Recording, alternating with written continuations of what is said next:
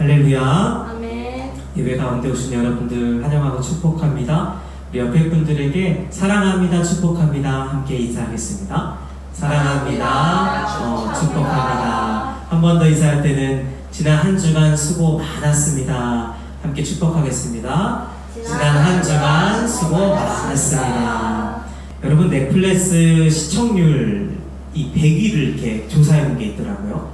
넷플릭스 아시죠, 여러분? 이 넷플릭스에서 100위 가운데 우리나라의 작품이 굉장히 많습니다. 제가 깜짝 놀랐어요.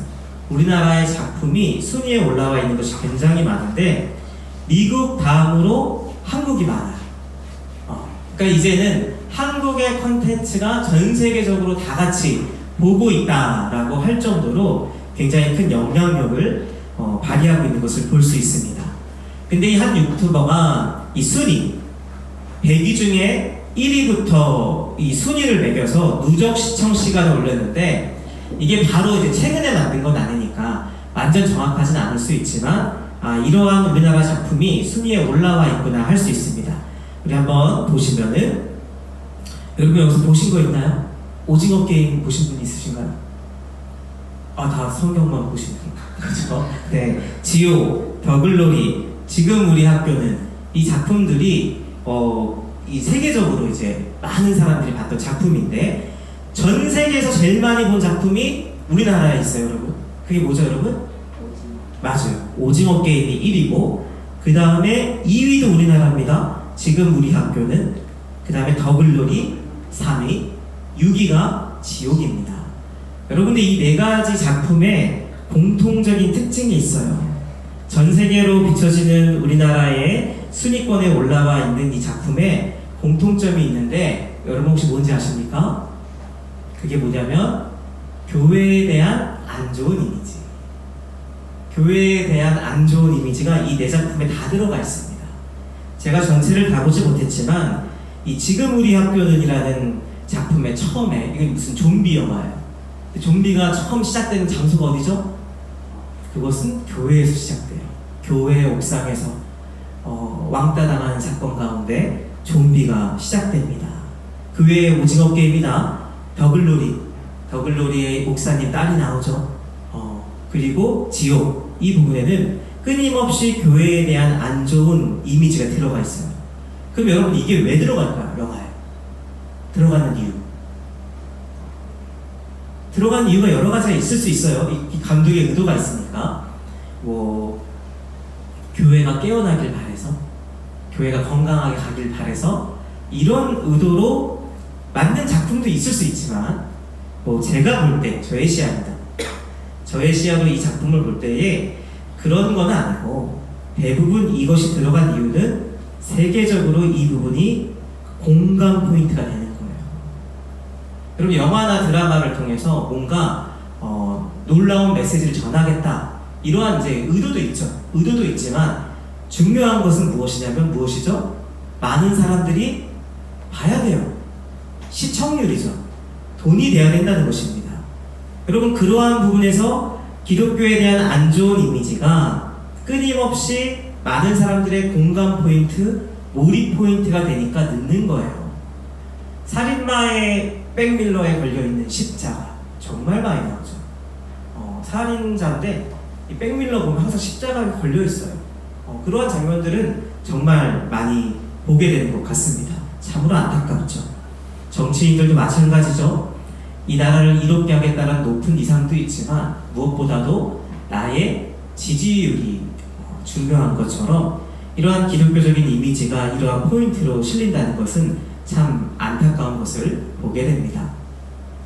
여러분, 이 가운데 우리가 좀 기억해야 되는 것은 무엇이냐면, 무분별하게 휩쓸려 가면 안 돼요. 대세론이죠. 기독교의 안 좋은 이미지를 넣는 게 지금 대세론이에요. 이 대세론에 그저 휩쓸려 가면 안 된다는 것입니다. 휩쓸려 가는 많은 사람들이 나타납니다. 실은 성경은 한자도 읽지 않지만 본인도 그리스도인이면서 교회에 대해서 함부로 비판합니다. 비난합니다. 그러면 나는 그런 사람이 아닌 것 같다는 착각까지 하죠. 성경을 한자도 안 보는데 그렇게 하죠. 가식만 없으면 된다. 죄의 노출에 대해서 굉장히 스스로에게 관대해집니다. 이전에 잘못된 것을 보면서 나는 그렇지 않다라는 한 포인트를 가지고 자기 마음대로 살아가는 모습들이 오늘날 한국 사회에 많이 일어납니다. 여러분, 교회는 그러한 사람에게 면죄부를 줄 수 있는 능력이 없습니다. 하나님 앞에 스스로 겸손하게 쓰면서 하나님 앞에 나아가야 할 때가 오늘날 이때가 아닌가 싶습니다. 여러분, 세상이 거세게 그리스도인을 몰아쳐도 우리가 이 가운데 위기를 기회 삼아서 진실되게 나의 신앙을 바라볼 수 있으면 되는 거예요. 우리의 신앙의 거품이 빠지고 나의 모습을 볼 수 있으면 되는 거죠. 여러분, 한국교회는요, 하나님이 큰 부흥을 주셨어요. 놀라운 부흥을 주셨습니다. 근데 그 부흥 가운데 힘은 얻었는데 그 힘을 가지고 세상과 소통하고 세상에서 책임지는 부분에서 일정 부분 실패했습니다.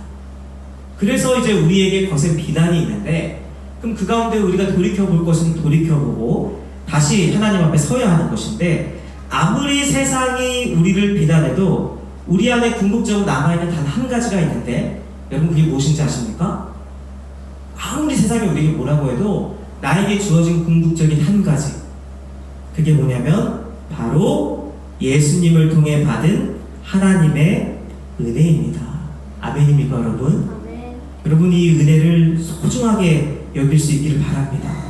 한국교회가 은혜 받은 자답게 살지 않아서 그 책임을 하지 못해서 세상이 화가 났지만, 우리가 은혜를 받지 않은 건 아니에요.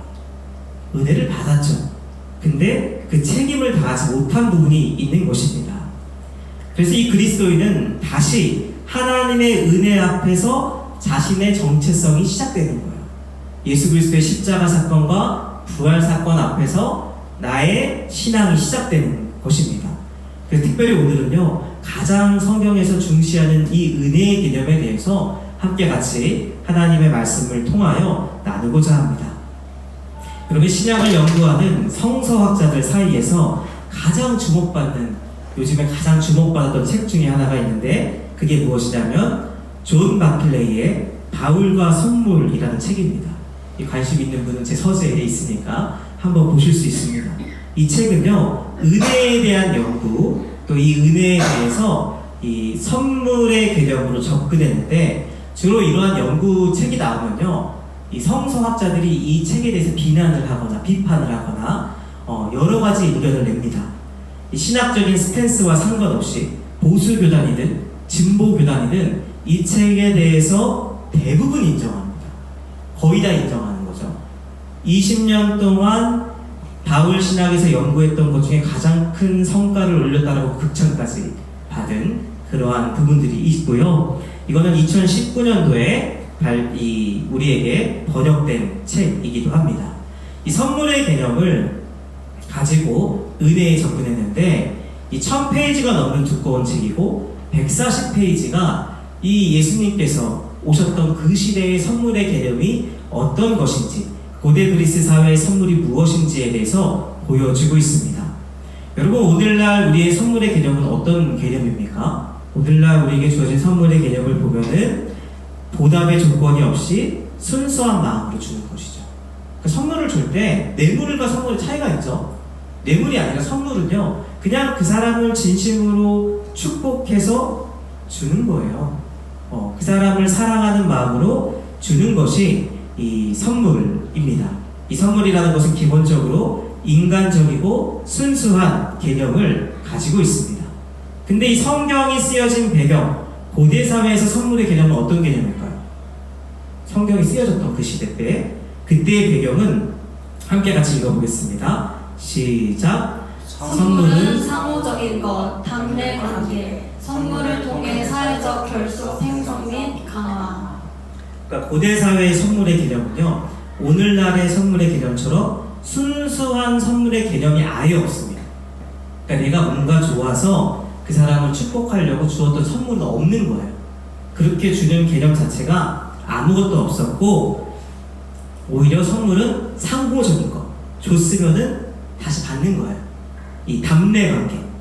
그리고 선물 같은 경우는 윗사람이 아랫사람에게 선물을 주는 경우는 거의 없다고 보시면 됩니다. 아랫사람이 윗사람에게 뭔가 잘 보이기 위해서, 뭔가 결속하기 위해서 선물을 주었던 것입니다. 그러면 답례를 하죠. 그 답례로 자신이 있는 권위를 가지고 뭔가 해준다거나 뭔가 잘 봐준다거나 이러한 부분들이 있는 것이죠. 그래서 이 고대 사회의 선물이라는 것은 자발적인 것 같지만 강제성이 있어요.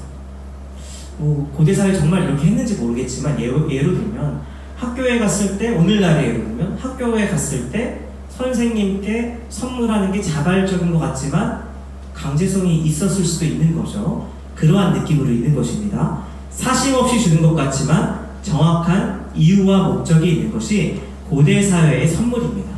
오늘날로 비유하면 어떤 거랑 좀 비슷하냐면 축의금이랑 좀 비슷한 것 같아요. 부의금, 축의금. 이것도 지금 강제성은 없어요.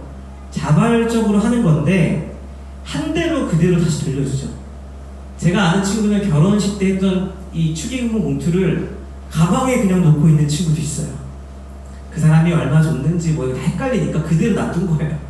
그래서 그거를 또 이렇게 주더라고요. 예, 그게 좀 심하긴 한데 이 축의금이나 부의금은 받았으면 돌려줘야 한다라는 그러한 강제성이 있는데 그와 좀 비슷한 면이 고대 사회의 선물과 비슷한 면이 있는 것을 보게 됩니다. 고대 그리스 비극 시인인 소포클레스가 쓴 이 아이아스에서 보면은 이러한 구절이 있습니다. 우리 함께 같이 읽어보겠습니다. 시작. 하나의 호의는 다른 호의를 낳는다. 여기서 보면 이 호의는 선물을 의미하고 뒤에 호의는 감사를 의미합니다. 하나의 선물은 하나의 감사를 낳는다. 근데 여기서 사용된 호의의 단어를 잘 볼 필요가 있는데 이 단어를 보면은 호의는 카리스. 우리 신약 성경에서 말하는 은혜, 이 카리스. 예전에 얘기했죠. 우리 카리스마와 카리스는 하나님이 주시는 것이다. 하나님이 은사와 은혜를 주신다는 얘기도 했는데 성경에서 번역된 신약 성경에서 가장 많이 사용된 은혜의 단어가 카리스예요. 근데 여기서 사용된 호의란 단어에는 뉴카리스티아라는 단어가 들어가고 이 카리스라는 단어 자체가 들어갑니다. 그러면서 감사, 답례란 의미로 번역되죠. 그러니까 실은 이 카리스라는 단어 자체가 상호적인 것을 의미할 때 사용했던 단어가 들어가 있는 것을 볼 수 있습니다. 은혜라는 것은 한편으로 그 당시 때 선물로 비유했을 때는 상호적인 것이었어요. 받았으면 돌려줘야 된다라는 강한 그러한 이 마음이 전제된 것인 것이죠. 여러분 종교도 마찬가지입니다. 고대 사회에서 대부분 종교 역시요 신의 호의를 받기 위해 신의 환심을 받기 위해 잘해야 한다는 게 기본 전제였어요. 뭔가 하나님께 신에게 환심을 받고 싶어서 뭔가 해야 하는 구조의 사회 가운데 있었던 거죠. 오늘날 한국에서 드려지는 제사도요 시중에 찾아보니까 감사의 의미긴 하더라고요. 근데 감사의 의미도 있지만 많은 제사를 지내보는 분들의 이야기를 들어보면 기복신앙으로 변질된 것을 보게 돼요. 조상신을 잘 모셔야 내가 이 땅에서 복 받는다. 후손들도 나를 기억해준다. 후손들에게 복이 이어진다. 이러한 느낌으로 자리 잡혀있는 것을 볼 수 있죠. 뭔가 신에게 잘해야 된다는 거예요. 근데 그 당시 때 기독교가 이러한 개념을 깨트린 유일한 종교가 기독교인 거예요. 신에게 뭔가를 잘해야만 축복받는다는 개념을 깨트리고 값없이 받은 은혜, 하나님이 주신 전적인 은혜, 그것을 신학자들은 뭐라고 이야기하냐면 함께 읽어보겠습니다. 은혜의 비상성이라고 이야기합니다. 값없이 주신 은혜. 내가 하나님께 한 것이 없음에도 불구하고 받을 자격이 없음에도 불구하고 주신 은혜. 여러분 이게 그 당시 때는 아주 획기적인 사건이었던 것입니다. 여러분 이 은혜를 우리가 받았음을 기억하십니까? 얼마나 소중하고 귀한 것인지 모릅니다. 여기서 시작되는 것이에요. 여기서 그리스도인의 정체성이 시작되는 것입니다. 우리 고린도전서 15장 10절 말씀을 같이 읽도록 하겠습니다. 함께 읽겠습니다. 시작. 그러나 내가 나 된 것은 하나님의 은혜로 된 것이니 내게 주신 그의 은혜가 헛되지 아니하여 내가 모든 사도보다 더 많이 수고하였으나 내가 한 것이 아니요 오직 나와 함께 하신 하나님의 은혜로라. 아멘. 성경에서 이 구절을 은혜절이라고 해요. 왜냐하면 은혜의 표현이 3번이나 나오죠, 한 절에. 2번 나오는 곳이 몇 군데 있긴 한데 3번 나오는 것은 유일한 절이 2절입니다. 그러나 내가 나 된 것은 하나님의 은혜로 된 것이니, 사도 바울의 고백이죠. 내게 주신 그 은혜가 헛되지 아니하며 내가 모든 사도보다 더 많이 수고하였으나 내가 한 것이 아니요 오직 나와 함께 하신 하나님의 은혜로다. 그럼 너무 귀하죠. 말씀을 읽는데도 막 가슴이 떨립니다. 내가 그 모든 사도보다 더 많이 수고했는데 내가 한 게 아니래요. 오직 하나님이 하신 은혜라고 고백합니다. 여러분, 이 사도 바울은요, 하나님께 귀 쓰임 받을 때마다 이 사도 바울의 마음의 상태와 고백이 참 놀라운데요. 우리 8절, 9절 한번 읽어보겠습니다. 함께 읽겠습니다. 시작. 맨 나중에 만삭되지 못하여 난 자 같은 내게도 보이셨느니라. 나는 사도 중에 가장 작은 자라. 나는 하나님의 교회를 박해하였으므로 사도라 칭함받기를 감당하지 못할 자니라. 아멘. 사도 바울은 끊임없이 고백하죠. 하나님의 은혜 앞에 있을 때 나오는 고백이에요. 하나님의 은혜 앞에 있을 때 나오는 고백이 뭐냐면, 나는 사도 중에 가장 작은 자라. 가장 마지막에 부활을 목격한 자다. 젊었을 때에는 하나님의 교회를 반박하고 그리스도인을 공격했던 사람이다. 스데반이 순교할 때 그 자리에 있었죠. 사도 바울이 그 죽음을 당연시했던 사람입니다. 그러면서 죄인 중에 괴수라고 고백하죠. 여러분, 은혜 앞에 있는 사람은 겸손해지는 것입니다. 은혜 앞에 있을 때 이 고백이 나올 수 있는 것이죠. 나의 나 된 것은 오직 하나님의 은혜입니다. 하나님의 보호하심과 인도하심이 있었기에 가능했다라는 고백입니다. 여러분, 아브라함이 지난주에 어떻게 믿음의 조상이 됐습니까? 연약한 점들이 참 많았죠. 기근이 오자 다시 가나안 땅을 피해 애굽으로 도망가고 아내를 누이 동생으로 이야기하고 하나님이 이삭이 주신다는 것을 믿지 않았습니다.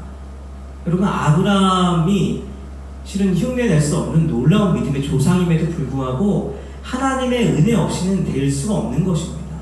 하나님이 보호하시고 인도해 주셔서 그 자리에 섰던 것이죠. 그럼 하나님이 칭찬했던 다윗은 어떻습니까? 항상 골리앗을 이긴 것처럼 다윗이 당당했습니까? 그렇지 않습니다. 사울이 죽이려고 하자 도망자 생활합니다. 계속 도망자 생활하다 보니까 지치죠. 영과 육도 지칩니다. 아라마 앞에서는 미친 척 해야 하는 처량한 순간들도 있었습니다.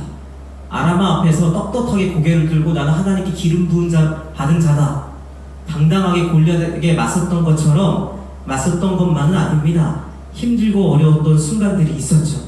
자신은 연약합니다. 자신은 부족합니다. 근데 그때도 하나님이 나를 신실하게 보호하시고 지켜주심을 경험하는 거예요.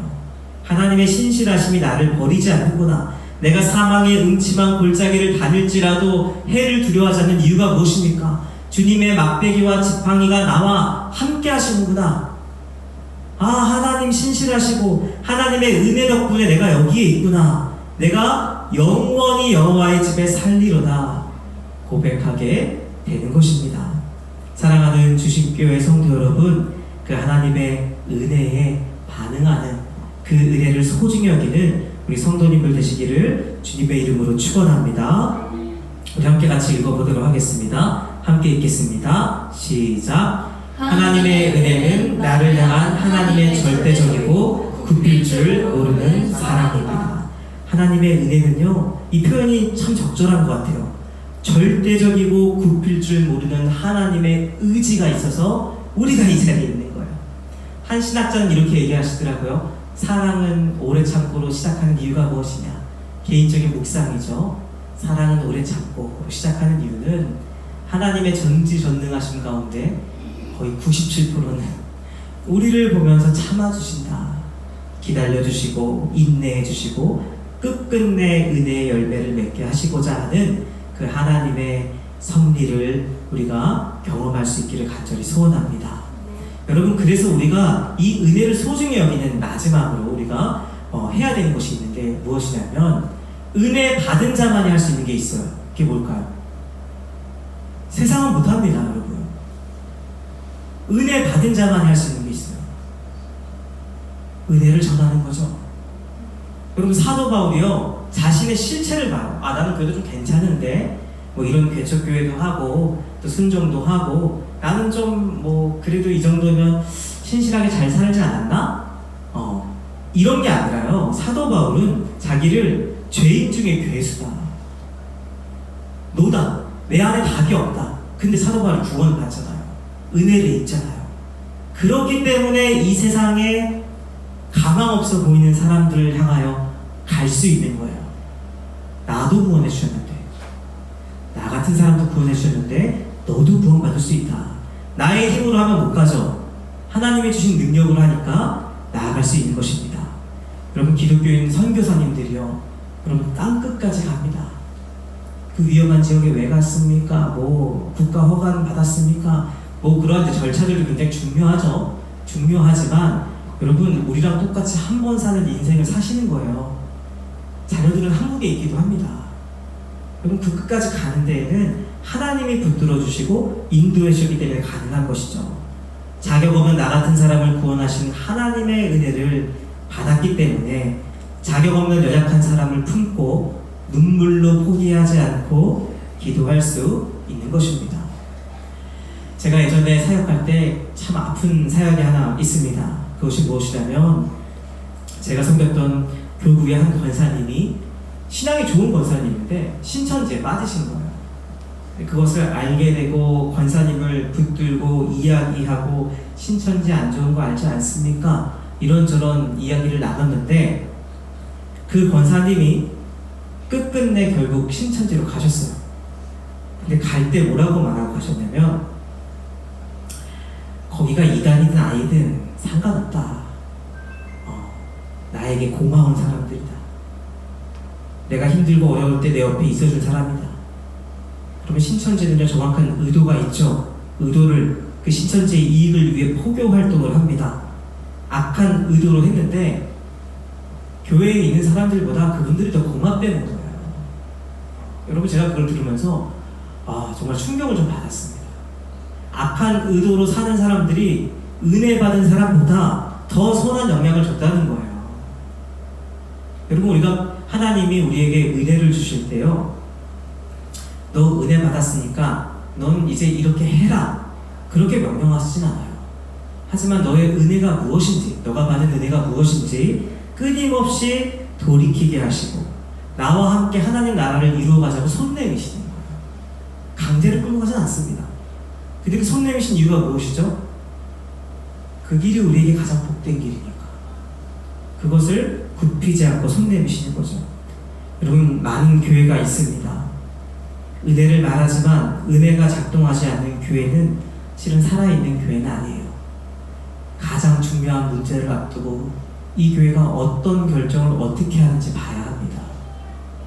자본 논리에 따라 결정을 하는지, 권위주의에 따라 결정을 하는지, 사람들의 눈치와 대세론에 맞게 결정을 하는지, 아니면 은혜에 합당한 결정을 하는지.